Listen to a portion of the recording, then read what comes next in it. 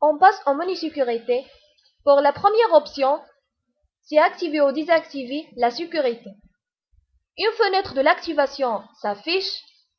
Notre nom de l'administrateur est Abdo. Et pour le mot de passe, il n'était pas créé.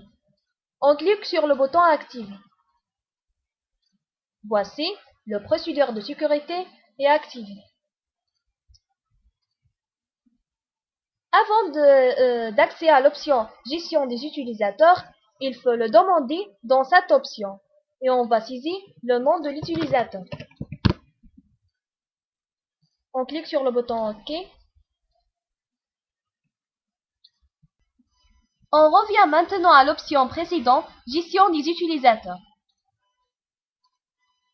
Ici, on saisit le nom de l'administrateur et entrée.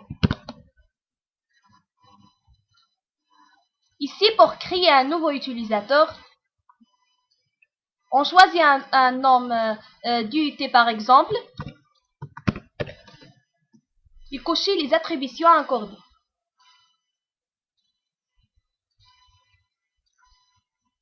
Et pour définir plus précisément les options autorisées, utilisez le bouton Avancer. Vous allez trouver dans cette liste toutes les options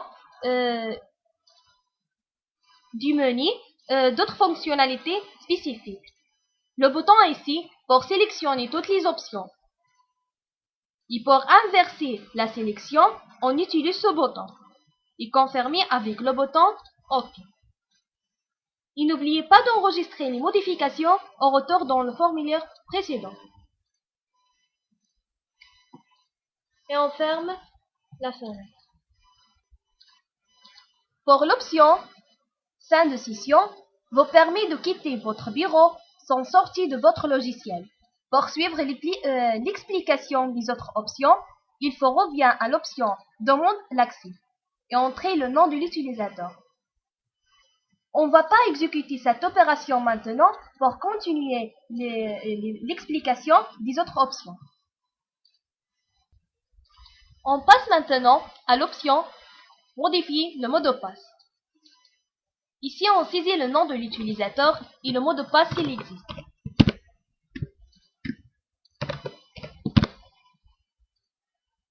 Ici, on entre le nouveau mot de passe et le confirme.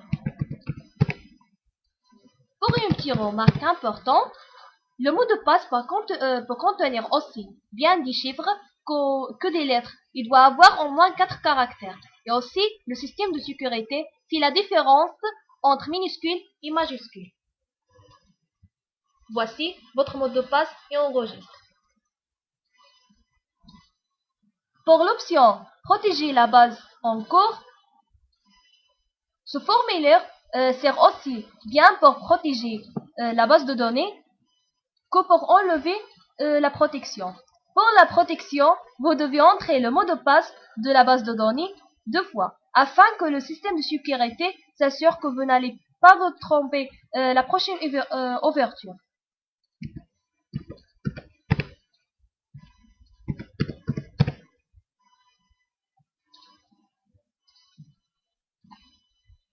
On va montrer que l'accès à la base de données demande un mot de passe. On ferme la base maintenant.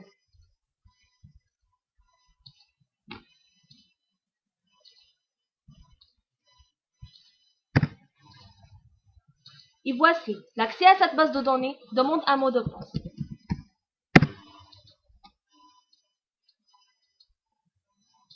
Pour enlever la protection, on utilise cette option ne rien avoir dans le champ de mot de passe et valider avec OK. Voici, la protection de votre base de données a été enlevée. On passe maintenant à l'option sécurité du poste et de réseau. Cette option vous permettra d'intégrer un poste dans le réseau.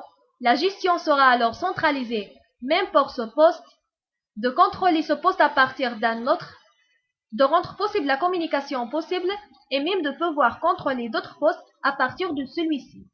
Dans le champ ici, le chemin de serveur, la deuxième champ, le chemin réseau de ce poste, et le troisième champ, c'est la nomination de ce poste. Si ce nom que sera visible dans les autres postes. Et on enregistre avec le bouton enregistrer. On passe maintenant à l'option transaction détaillée. Le système de sécurité ne laisse rien échapper. Toutes les opérations effectuées par un utilisateur sont enregistrées avec toutes les informations nécessaires. Premièrement, la date et heure de transaction, opérateur, agent qui a effectué l'opération, la nature de l'opération effectuée, imprimée, supprimée et modifiée, etc.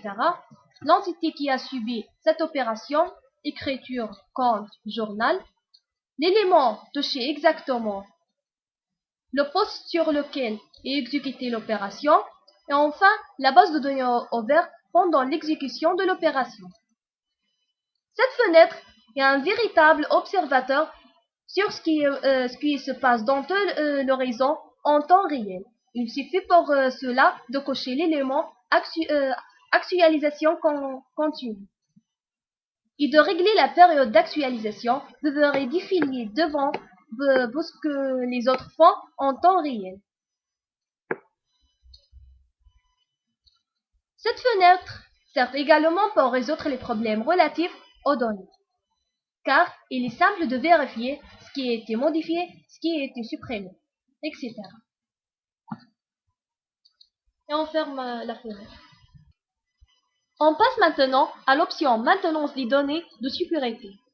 Vous avez trois choix: réparer les données de sécurité, compacter les données de sécurité, et enfin initialiser de nouveau la base de sécurité et le confirmer avec le bouton OK. Voilà, l'opération réparer les données de sécurité est terminée.